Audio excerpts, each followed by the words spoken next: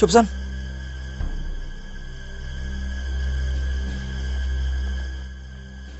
បើចង់លោតយើងលោតអស់គ្នា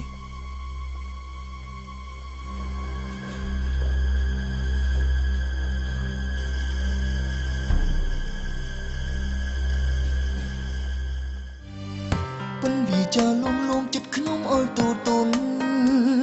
ព្រោះគេដឹងមុនខ្ញុំនិយាយជឿជាក់កាយវិការគេបងហើញដោយភាពរាទាំងឲ្យអារម្មណ៍ខ្ញុំជំពាក់ភ្លេចគិតពេលបាយ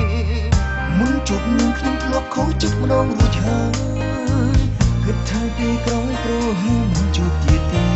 តែមិនស្មានជាមិនរួចនៅតែខុសចិត្តព្រោះស្នេហ៍ព្រោះស្រីម្នាក់ដែលខ្ញុំកំពុងក្បែរនាងមានថ្មីឥឡូវនេះជំងឺរបស់អ្នកនាងកាន់តែវិវត្តទៅមុខខ្លាំងបន្តិចម្ដងហើយ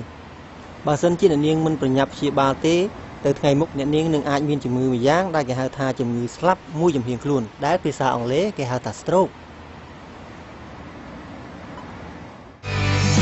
ប្រាប់ថានាងបីខ្ញុំហើយសុំតជំងឺយ៉ាងដែលគេហៅថាជំងឺស្លាប់មួយចំហៀងខ្លួនថាខ្ញុំព្រៀងរំចុកចាប់រីរៃ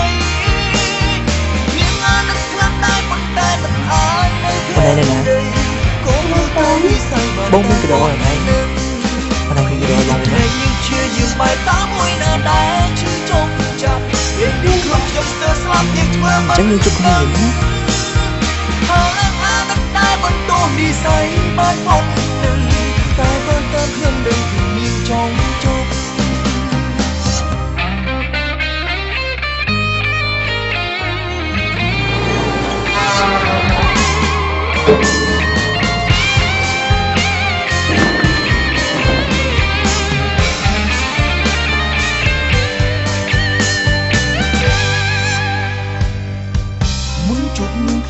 ខុសចិត្តម្ដងរួចហើយ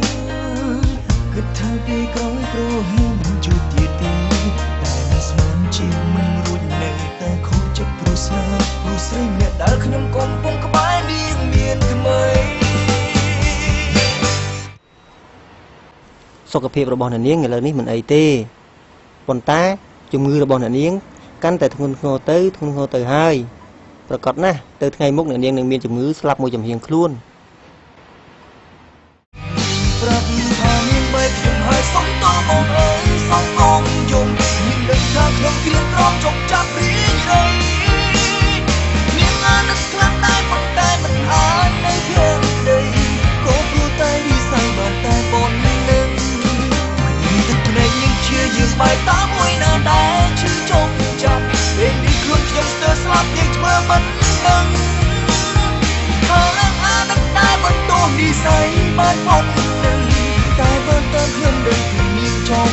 អាចមានជំងឺយ៉ាងដែលគេហៅថាជំងឺស្លាប់មួយចំហៀងខ្លួន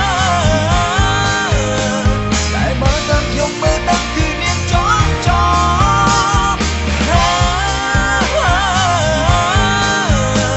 តែបើតាមខ្ញុំមើលដឹងគឺនាងចង់ចប់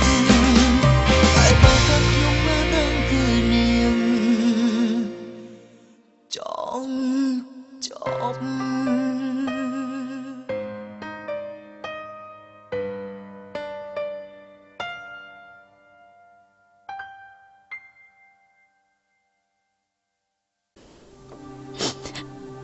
អតីតកាលរបស់អូនគ្រាន់តែជាស្រមោលមួយដែលឈឺចាប់តែប៉ុណ្ណោះអូនដឹងថាស្នេហាពិតរបស់អូនគឺបងអូនមិនចង់ឲ្យមនុស្សល្អដូចជាបងត្រូវឈឺចាប់ដោយសារអូនទេចង់បន្តគឺត្រូវបន្តទៅលើវាសនាតែកំណត់ឲ្យអូនជួបបងក្នុងរយៈពេលមួយដ៏ខ្លីតែប៉ុណ្ណោះតែវាមានន័យសម្រាប់រូបអូនពេលនេះអូនចង់ប្រាប់បងថាអូនស្រឡាញ់បង